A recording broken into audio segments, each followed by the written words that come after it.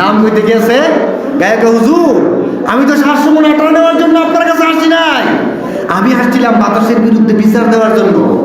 এবার দাউদ আলাইহিস সালাম মনে মনে ভাবে এতগুলা দেওয়ার পরে বিদায়ে নিশ্চয়ই কোনো কারণ আছে। জোরে কন্যা সুবহানাল্লাহ। এই যে ধরে লাইছে তারা কে এমনি পয়গাম্বর হইছে, বুদ্ধিকে তারা কম না বেশি? জমানার পয়গাম্বর। জোরে কন্যা সুবহানাল্লাহ।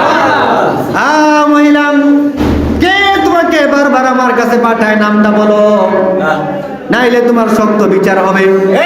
হুজুর, আমাকে যে লোকটা পাঠায় তিনি হইলেন আপনার ছেলে সুলাইমান আলাইহিস সালাম।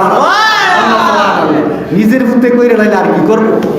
এমনি চুরি বিচারিত করে না পাবে, চুরি ধরা অবস্থা থেকে আমার ভূতে যে বেলা জীবন হইতেন করতো না, গিয়ে নিচে উঠে লইয়ে করেন ভাই। আবার কে দূরের গ্রাম কইরে হইছে এক আগাম গুগাম বেড়ার ধরে কই নিগিলা এমন ভূত কোনি আমার ভূতেরে দিল। মিডের মাসি গড় একটা কথা কয় গিয়া ফর্দাই না লইয়া আমার প্রতি কুচ্ছু বুঝো না, ঠিক না বেটি? এরকম হয় না? হয় না?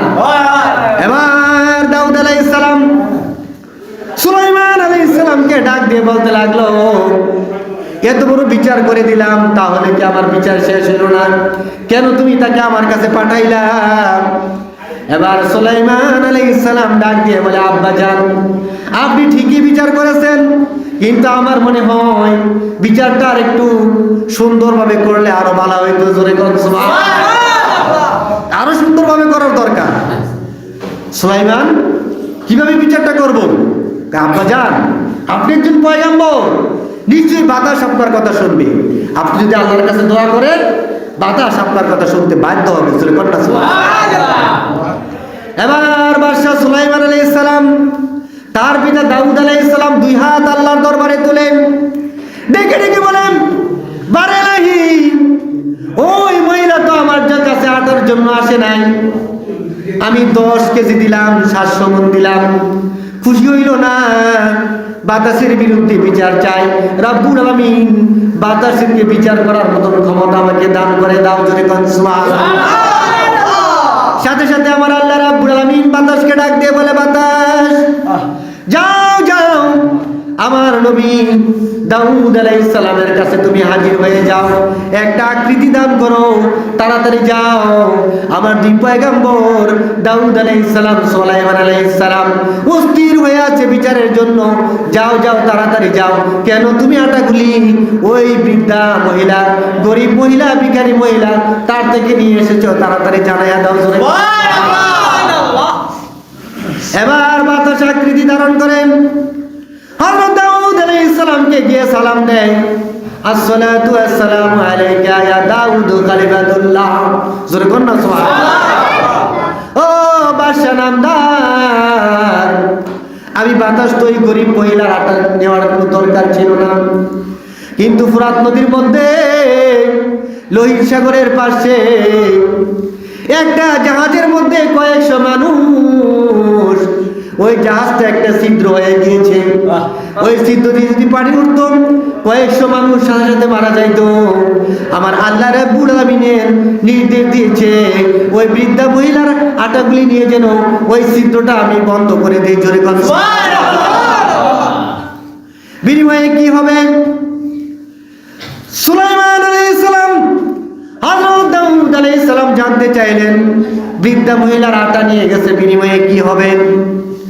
এবার বাতাস ডেকে ডেকে বলেন, আমার আল্লাহ রাব্বুল আলামিন যাকে দেয় তার কোনো অভাব হয় না।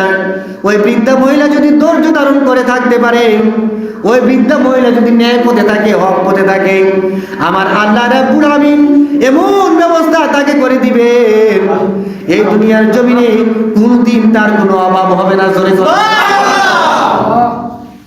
হযরত দাউদ আলাইহিস সালাম মহিলাকে ডাকলেন, ডাইকা বলতে লাগলেন, ও মহিলা, আমি তো তোমাকে অল্প কিছু আটা দিয়েছিলাম, কিন্তু আমার আল্লাহ রাব্বুল আলামিন তোমাকে এমন একটা দান দিবে, এমন একটা মর্যাদা সম্মান তোমাকে দিবে, ধৈর্য ধরে বাড়ি চলে যাও।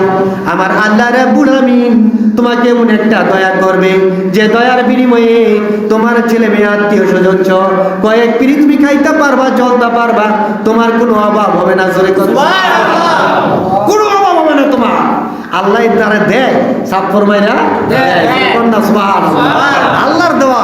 সগাত দেয়, কিন্তু দুঃখের বিষয় কোটিপতিরা বিক্রি করতো চুরি করার লেগে। এটা একটা অত্যন্ত দুঃখের বিষয়। কোটিপতি, কোটি কোটি টাকার মালিক, তার বিক্রি না করলে কোনো সমস্যা নাই, কিন্তু এনআইএ ভোট চুরি করার জন্য জোরে করে নাও। কেন আসেন? কেন আপনাদের সচেতন নাই? কেন লোভে পড়েন? আবার লগে লগে নেতা আছে, ছোট ছোট নেতা, ভাজু ছোট ইনকাম তো অনেক করুন, ঠিক না বেটি? ভাজু ছোট খাওয়া অনেক খাই আলো, যা ওই 10-20 লাখ পাই একবারে লইয়া পুরা গ্রাম বেচ চালাই, এরকম আছে না?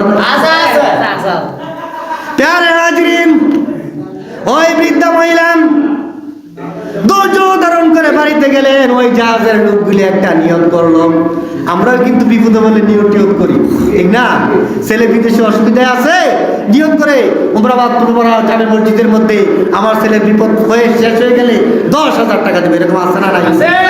নিয়ত করে রঘুনাথপুর দরবার শরীফে, যেখানে হাজার হাজার আলেম তৈরি হয়, হাজার হাজার লোক এসে অলি হয়ে যায়, রঘুনাথপুর দরবার শরীফে আমি 2 মণ চাউল দিয়ে দেবো। আমার ছেলের বিপদ শেষ হলে সোনাকান্দা অজ্ঞানী দরবার, যেখানের মধ্যে হাজার হাজার আলেম হয়, সেখানের মধ্যে আমি একটা গরু দিয়ে দেবো, ছাগল দিয়ে দেবো, ঠিক না বেটে? নিয়ত করে স্টিমারের লোকগুলি নিয়ত করছে। কি নিয়ত করছে? এই বিপদ থেকে যদি আমি উদ্ধার হইতে পারি, এই বিপদ থেকে যদি আমি বাঁচতে পারি, আমাদের স্টিমারের মধ্যে যত সম্পদ আছে ওই সম্পদগুলি গরিব মিসকিনের মধ্যে আমি বিলিয়ে দেবো। জোরে কথা।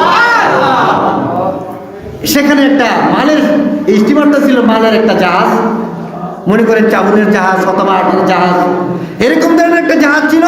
আর ওরা নিয়ত করছে সবগুলা কাকে দিয়ে দিবে? গরিবকে দিয়ে দিবে। জোরে কথা না সুবহানাল্লাহ। এবার জিবরাইল ফেরেশতা ডেকে ডেকে বলেন, ও দাউদ আলাইহিস সালাম, ওই বৃদ্ধা মহিলাকে খবর দিয়ে দেন, ওই স্টিমারটা হইলো আটার একটা স্টিমার বা চাউলের একটা স্টিমার, ওই সম্পদের অর্ধেক ওই মহিলাকে দেওয়া হবে। হযরত দাউদ আলাইহিস সালাম তালাশ করতে লাগলেন কোথায় স্টিমারটা আছে। তালাশ করে স্টিমার ওনাকে খবর দিলেন, তাড়াতাড়ি আপনি আমার কাছে আসেন। যেহেতু দাউদ আলাইহিস সালাম জমানার পয়গম্বর, একজন বাদশা, পয়গম্বরের কথা ওরা বলতে পারে না, ঠিক না বেটি? আমি যদি 5 ওয়াক্ত নামাজ পড়বেন, নাইলে আপনার 10টা করে ডোরা দেবো, কালকে হুজুরে গেট আউট কর লাই কথা আপনারা খাইয়া হুজুরে আপনারা 10টা করে পিঠা দিব, নামাজ না বললে কালকে বেন্ডালা হুজুর কাটি বাটি লইয়া আপনি যাইবেন, ঠিক না বেটি? কালকে যাবেন না। আর যদি প্রধানমন্ত্রী শেখ হাসিনা কইয়া দেয় উমরাবাদ সহ প্রত্যেকটা গ্রামের লোক যে 5 ওয়াক্ত নামাজ না পড়বো লিস্টিটা করবেন চেয়ারম্যান সাহেব, তারে 10টা করে পিঠা দেওয়া হইব। শাসিনী নামাজ কেউ কেমন দিব? একক তো নামাজ হওয়ার গেলে টেয়া গেলে সম্পদ ব্যবসা বাণিজ্য সব জানবো আগে নামাজ হয়ে যাবে। ইসলামিক স্টেট না সৌদি আরব ইসলামিক স্টেট, নামাজ না পড়লে বাইরে বাইরে আটলে তার ধরে নিয়ে জেলখানা, যতক্ষণ পর্যন্ত তার চরিত্র ঠিক না হয় এতক্ষণ পর্যন্ত জেলখানায় আটকে রায়। মনের খবর জানিস না, আগের খবর আর নেই। তাহলে প্যারে হাজরিন, সুলাইমান আলাইহিস সালাম, দাউদ আলাইহিস সালাম একদিকে পয়গম্বর, অপর দিকে বাদশা। জোরে কোন সুবহানাল্লাহ। লোকগুলোর খবর দিতে পারে দৌড়ে কাঁপতে কাঁপতে আইসে, কো হুজুর কেন ডাকছেন আমাদেরকে? কয় তোমাদের মধ্যে যে নৌকার মানুষটি ছিল, যখন তোমাদের নৌকা ডুবন্ত অবস্থায় ছিল, ডুবে যাওয়ার উপক্রম হয়েছিল, ছিদ্র হয়েছিল, তোমরা কি নিয়ত করেছিলা? হুজুর আমরা তো নিয়ত করেছি আমাদের গর্তটা যদি বন্ধ হয়ে যায়, আল্লাহ যদি আমাদেরকে বাঁচায়, তাহলে আমাদের সমস্ত টাকা পয়সাগুলা আল্লাহ রাস্তায় দান করে দেব। একটা আটা দিয়ে তোমাদের এগুলো বন্ধ করা হয় নাই? তো হুজুর একটা আটার আড়ালে দিয়ে এগুলো বন্ধ করা হয়েছে, কিন্তু আটার আড়ালে দিয়ে কিভাবে বন্ধ হইলো এটা তো আমরা বুঝতে পারি নাই, জানতে পারি নাই। তো এটা আল্লাহর একটা রহমত। জোরে কর না সুবহানাল্লাহ।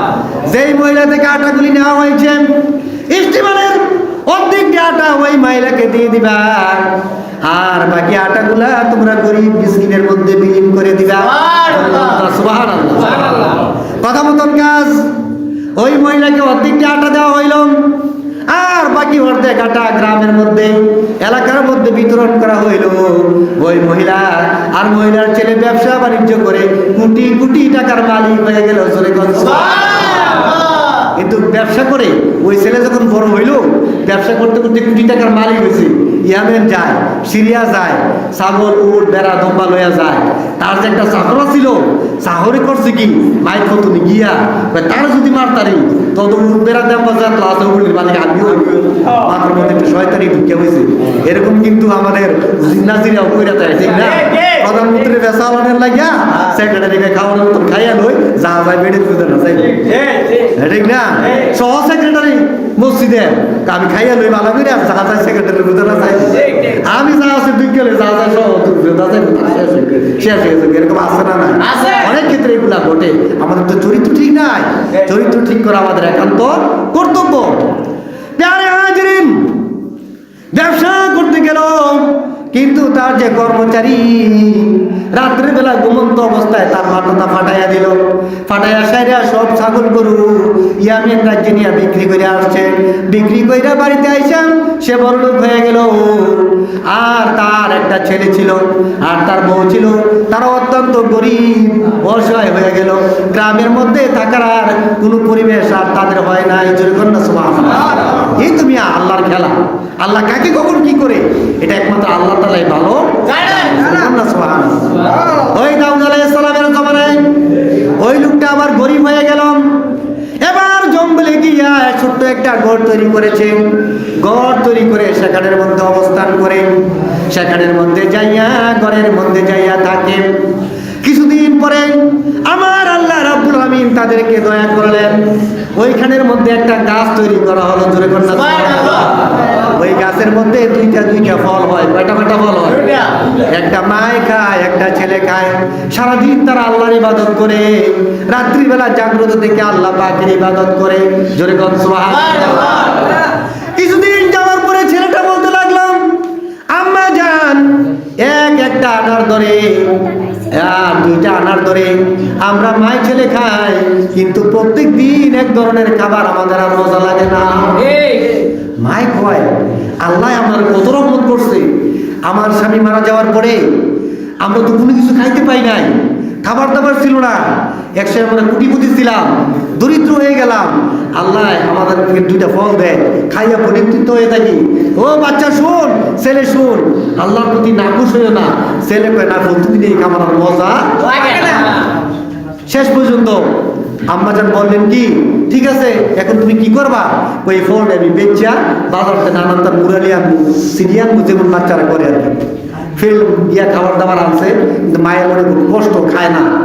3 দিন যাওয়ার পরে ওই ছেলে বলতেছে, আম্মা তুমি যদি না খাও তাহলে আমিও আর খাইবো না। কিন্তু দুঃখের বিষয়, যেদিন থেকে ওই বাজার থেকে খাবার আনলো ওই গাছের মধ্যে আর ফল ধরে না। কত বড় অভাবে পড়ে গেল। আল্লাহর একবার, এই জন্য আমার আল্লাহ রাব্বুল আলামিন বলেন, বান্দা আমার বান্দারা তোমরা শুনো, ইন্নাল্লাহা মা'আস সাবিরিন। বিপদের সময় ধৈর্য ধারণ করবে, বিপদের ধৈর্য ধারণ করে আমার আল্লাহ রাব্বুল আলামিন তোমার বিপদ দূর করে দিবে, জোরে কোন সুবহানাল্লাহ। কিন্তু 3 দিন পরে আমার আল্লাহ রাব্বুল আলামিন তাদেরকে একটা দয়া করলেন, মায়া করলেন। একটা গরু সেখানে হাজির হইল, ঘরের দরজায় হাজির হইয়া ডাক দিয়ে বলে, ও আল্লাহর বান্দারা তোমরা শোনো, আমি হইলাম একটা গরু, আমাকে একজন লোকে চুরি কইরা নিয়ে লালন পালন করেছেন। আমি তোমাদের গরু, কিন্তু তোমরা যদি আমাকে জবাই করে খাও আমি গরু তোমাদের জন্য হালাল, তোমাদের কোনো গুনাহ হবে না, পাপ হবে না, জোরে কর না সুবহানাল্লাহ। ওই বৃদ্ধা মহিলা চিন্তা করে একবার আনার ফল বেচে খাইয়া আনার ফল খাওয়া বন্ধ হয়ে গেল, অভাব অনটনে পড়ে গেলাম। একটু পানি আছে, আমরা মায়ের ছেলে মিলে পানি খাই, কিন্তু গরু এসে এটা কি বললো? কিন্তু ছেলে নাসুর বান্দা ডেকে ডেকে বলে, আম্মা জান, আম্মা জান, আম্মা জান গো, গরু তার জবান দিয়ে নিজ মুখে বলেছে এটা আমাদের জন্য হালাল, আমাদের কোনো গুনাহ হবে না, চলেন আম্মা জান খাই, জোরে কর না সুবহানাল্লাহ। গরু তো নিজ মুখে বলে দিয়েছে। শেষ পর্যন্ত বিরক্ত হইয়া ছেলের কথায় গরুটাকে তিনি জবাই করার অনুমতি দিলেন। জবাই করার অনুমতি দেওয়ার সাথে সাথে গরু নিজে নিজে শুয়ে যায়, জমিনের মধ্যে পড়ে যায়, জোরে কর না সুবহানাল্লাহ। হ্যাঁ, কুরবানির গরু ফুতান কি এত সহজ? আমি হুজুর দসুলিয়া চালি দিই, উপায় নাই, জবর ভালো ফোটাই লোক আগে, তারপরে গিয়ে জব করবো। কিন্তু আল্লাহর কি অশেষ মেহরবানি, গরু নিজে ওই শুয়ে পড়ছে, একজন মাত্র ছেলে আল্লাহ আকবার বলে গরু জবাই করে ফেলেছে, রান্না করেছে, খেয়েছে। কিন্তু গরুর যে মালিক, সে কিন্তু গরু তালাশ করতেছে। এই মালিকটাকে জানেননি? এই মালিকটা হইল যে লোকটা চুরি করে সম্পদগুলো নিয়ে গেছিল গলা কাটা, এই সেই মালিক, এই গরুরও মালিক। এই গরুটা সুইটার ওইখানে গেছে, যাওয়ার পরে এরা জবাই করে, ওই আসলে কিন্তু ওই মায়ের ছেলে এই গরুর মালিক। আর তার বাবা থেকে গরুটা সে কি করেছিল, চুরি করে নিয়ে গেছিল। এই জন্য গরু যে বলছে তোমাদের জন্য আমি কি হালাল, তোমরা আমাকে জবকেরা খাইতে পারবে। কিন্তু ওই লোক যে গরুটা লালন পালন করেছে, চারদিকে তালাশ করতে লাগলো। যে গরুর গলায় স্বর্ণের মালা পরাইলাম, যে গরুটাকে আমি প্রত্যেক দিন গোসল করাইতাম, যে গরুটাকে এত আদর যত্ন করলাম, ঘুম চড়ে নিয়ে গেলাম, যে গরুটা তালাশ করে দিবে তাকে 1000 স্বর্ণ মুদ্রা দেওয়া হবে। কয় হাজার স্বর্ণ মুদ্রা দিব? 1000। কয় কোটি টাকার মালিক? জোরে কন্যা সুবহানাল্লাহ। আর মানুষের রুশ নাই। এবার গরু চুর বিচারে কই আছে? এক মহিলা, লুমামা নামের এক মহিলা, জঙ্গলের মধ্যে ছোট্ট একটা ঘর, সেখানের মধ্যে গিয়ে দেখে গরুর চামড়া, গরুর হাড্ডিখানা পড়ে আছে। ঘরের ভিতরে গিয়ে দেখে মায়ের ছেলে গরুর গোশত খাইতেছে রান্না করে। জোরে কন্যা সুবহানাল্লাহ। ওই লুমামা ডেকে বলে, আপনারা গরু কোথায় পাইলেন? কই গরু নিজেই সে আমাদের কাছে হাজির হয়ে গেছে। ওই গরু জবান দ্বারা বলেছে সে আমাদের জন্য হালাল। সে শুয়ে গিয়েছে জবাই করার জন্য। আমার ছেলে আল্লাহর নাম নিয়ে জবাই করেছে। আমরা বহুদিন যাবত উপবাস, গরুর গোশত খাইয়া আমরা শান্তি লাভ করেছি। জোরে কর সুবহানাল্লাহ। ভাই আম্মাজান, লুমামায় বাইরে গেছে, আম্মাজান আমার একটু দিবেন। নাও এতগুলো গোস্ত তুমি একটু নিলে কি হবে? কিছু গোস্ত লইয়া মহিলা তো নিজের বাড়িতে না যাইয়া গেছে কই, ওই সুরের বাড়িতে। জোরে কর না সুবহানাল্লাহ। যাই কই আপনার খবর তো আমরা পাইলেছি। কই কি খবর পাইছো? ওই যে জঙ্গলের মধ্যে একটা ঘর, ওই ঘরের ভিতরে মায়ের ছেলে বসবাস করে, তারা চুরি ডাকাতি করে, আপনার গরুটা দিয়ে তারা জব করে খাইছে। জোরে কর না নাউজুবিল্লাহ। কেমন চেষ্টা লাগছে। যাওয়ার পরে ওই মহিলাকে ধরে নিয়ে আসলো। আর ওই লোকটা হযরত দাউদ আলাইহিস সালামের কাছে গেছে। জোরে কর সুবহানাল্লাহ। দাউদ আলাইহিস সালাম তখন একটা মিটিং করতেছেন। মিটিংটা কি ছিল? মিটিং এর মধ্যে বলতেছে, হুজুর আমরা তো আমরা উম্মত, আমরা বললাম আপনার কি উম্মত, আপনি কিয়ামতের কথা কোন, কিয়ামতের কথা কোন, আমরা কিয়ামতের আলামত দেয়া আল্লাহ। জোরে কর না সুবহানাল্লাহ। দাউদ আলাইহিস সালাম কিয়ামতের আলামত তোমরা কেমনে দেয়া? আচ্ছা যাক, আল্লাহ ইচ্ছা করলে তোমরা দেখাই তারি, তোমরা একটু অপেক্ষা করো। জোরে কর না সুবহানাল্লাহ। ইন দ্য মিন টাইম ওই সূরা যে গরু চুরি করে আনছিল, যায় কয় দাউদ আলাইহিস সালাম রে, বাদশা নামদার, আপনি আমাদের পয়গম্বর, আপনি আপনার বাদশা, কিন্তু যে গরুটা আমি স্বর্ণ মুদ্রা দিয়া লালন পালন করছি, স্বর্ণের চেইন পরাইছি, যারে স্বর্ণের মালা পরাইছি, আমার গরুটা এই মায়ের মতো চুরি করে নিয়ে খাইয়া লাইছে, এখন তাদের বিচার আপনি করবেন।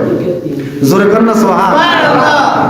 আমার আল্লাহ রাব্বুল আলামিন হযরত জিবরাইল আলাইহিস সালামকে পাঠিয়ে দিলেন। জিবরাইল যাও যাও যাও, আমার দাউদকে জানায়া দাও, প্রকৃতপক্ষে ওই গরুর মালিক ছিল মার ছেলে, আর যে গরুর মালিকানা দাবি করেছে সে হইল প্রকৃত চোর।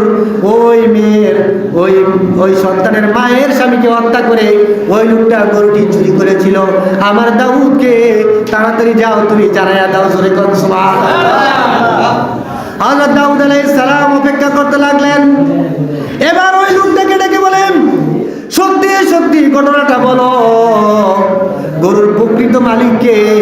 কিন্তু আমার আল্লাহ রাব্বুল আলামিন আমাকে তো জানাইয়া দিয়েছে। জোরে কোন সুবহানাল্লাহ। দাউদ আলাইহিস সালাম, সুলাইমান আলাইহিস সালামের আব্বা যান প্রথমে একটু নম্র ব্যবহার করলেন। কই ঠিক আছে, ওই মহিলা গরু খাই বলছে, আচ্ছা এরকম একটা গরু আমি তোমারে দিয়ে দেব। লোকটা তো শরীর তো গলা বেশি বড়, কয় আমি আপনার কাছে গরু লেগে আইছি না, তার বিচার করবেন, তার বিচার করে আপনি উচিত বিচার করবেন। তাহলে হবে না, তাহলে তুমি শুনো, এবার নিজের সাক্ষী তুমি নিজে দিবে। আমার আল্লাহ রাব্বুল আলামিন বলেন, ওয়ানাখদিমু আলা আফওয়াহিহিম ওয়া তুকাল্লিমুনা আইদিহিম ওয়া তাশহাদু আরজুলুহুম বিমা কানু ইয়াকসিবুন। আমার আল্লাহ রাব্বুল আলামিন বলেন, বিচারের ময়দানে আমি যখন বান্দার জবান বন্ধ করে দিব, জবান বন্ধ করে দিয়ে তার হাতকে কথা বলার শক্তি দিব, পাকে কথা বলার শক্তি দিব, তার নাক জল তুল প্রত্যেকটি অঙ্গ প্রত্যঙ্গ আমার আল্লাহ রাব্বুল আলামিনের দরবারে কথা বলতে পারবে। জোরে কথা আল্লাহরা যেহেতু সেখানে একটা আল্লাহর ইসলাম নবীদের বিচার, সেখানের মধ্যে লোকটার জবানটা বন্ধ হয়ে গেল আর তার হাত পাগুলো বলতে লাগলো। সে ওই লোকটাকে এইভাবে জবাই করছে, জবাই করার পরে মিশরের দেশে নিয়ে সে সবগুলো বিক্রি করছে। আর এই গরুর বাচ্চাটা তার পছন্দ ছিল, সেটা বাড়িতে নিয়ে লালন পালন করছে। বড় হইয়া গরু তার প্রকৃত মালিকের কাছে চলে গেছে। জোরে কন্যা সুবহানাল্লাহ। নবীর কাছে খাইছিনি ধরা, ধরা খাওয়ার পরে হযরত সুলাইমান আলাইহিস সালাম, হযরত দাউদ আলাইহিস সালাম তাদের শক্ত বিচার করে দিলেন, তাকে মৃত্যুদণ্ড দিলেন। জোরে কন্যা সুবহানাল্লাহ। এভাবে আপনি যখন ধৈর্য ধারণ করবেন, আপনি যখন আল্লাহ রাব্বুল আলামিনের নিকটে আপনার বিচার দিবেন, আবার আল্লাহ রাব্বুল আলামিন দুনিয়ার জমিনে আপনার বিচার করতে পারে, অথবা পরকালেও আপনার বিচার করতে পারে। জোরে কন্যা সুবহানাল্লাহ। আল্লাহ আল্লাহ